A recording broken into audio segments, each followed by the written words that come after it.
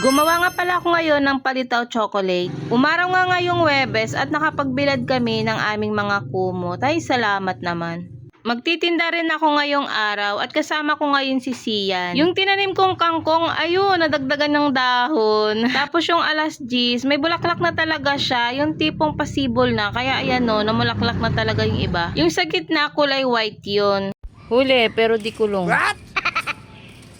Dahil si papa niya ay nag-deliver din at wala ang tao dito sa bahay, ay isasarado muna namin tong tindahan. I-open na lang yan kapag dumating na si Francis at hindi na siya magdi-deliver. Hindi ko rin naman pwedeng iiwan yan kay Sian dahil hindi niya pa kaya yan.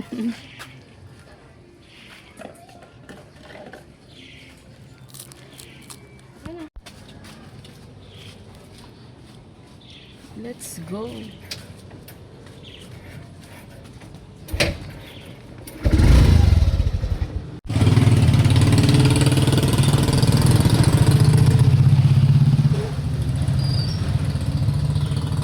Yung dala naming paninda ay siomai lang at yung fish cake na tig 5 piso. Hindi na nga ako dito nagdagdag pa ng ibang paninda para nga agad di maubos dahil hindi na nga ako magtitinda ng hapon. Nadaanan pa nga namin dito si papa niya na nagdi-deliver sa kanyang suki. Marami pa nga siyang i-deliver dito dahil nga maganda na yung panahon, makakapag-order na yung mga suki niya. Inabutan na nga kami dito ng alas 11 at meron nga bumili dito ng 100 pesos na siomai. Iuulam nga nila ito dahil masarap naman talagang iulam itong siomai na to. Meron pa nga yung isang suki ko, inaabangan daw niya ako nakaraang araw pa kasi nga iuulam daw nila. Ang sabi ko nga hindi ako nakatinda nakaraang araw dahil nga sama-sama yung panahon. Kaya daw pala. Napaubos na rin naman namin dito yung aming dalang paninda at umuwi na kami ni Sian. Nakauwi na kami dito ng alas 12 talaga. At oras na nga para kumain. Bago nga ako magtinda kanina ay nakapagluto na nga ako ng aming ulam. Last year ay natutunan ko ngang mag-fasting. 16 hours fasting tapos ang pinakamatagal ay 22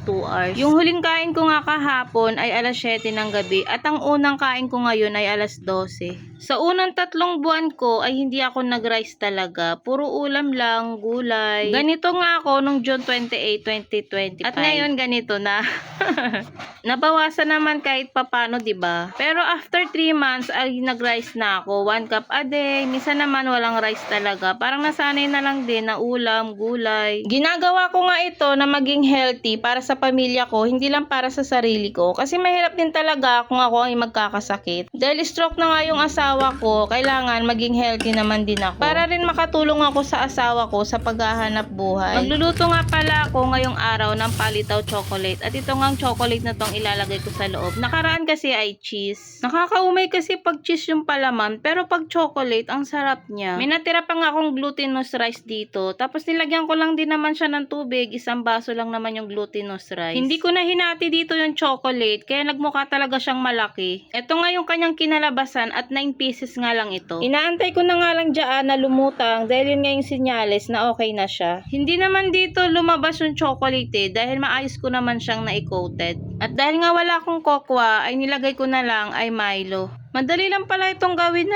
yung palitaw chocolate. At saka masarap siyang imerienda talaga. Maganda din siyang pambenta, pero mas maganda na ipresyo mo siya ng 10 kaysa sa 5 piso. Siguro yung iba 15, pero 10 pwede na rin naman. Mas maigi pala na pinalamig ko muna dito yung aking palitaw kasi nung kinatagalan, nagmelt yung Milo. Wala na-excite na talaga akong tikman siya. Palitaw chocolate. Chocolate or Milo. Nahubaran na siya. Ang init pa.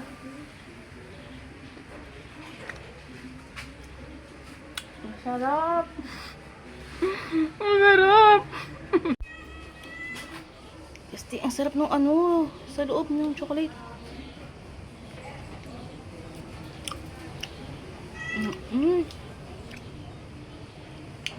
Sarap. Hindi mo siya pwedeng ibenta ng 5 pesos. Talaga 10. Sarap. Hindi na nga ako magro-rolling ngayong hapon at dito na lang ako sa tindahan. Ang available sa tindahan ngayon ay siopaw, siomai, fries. Hanggang dito na lang. Salamat!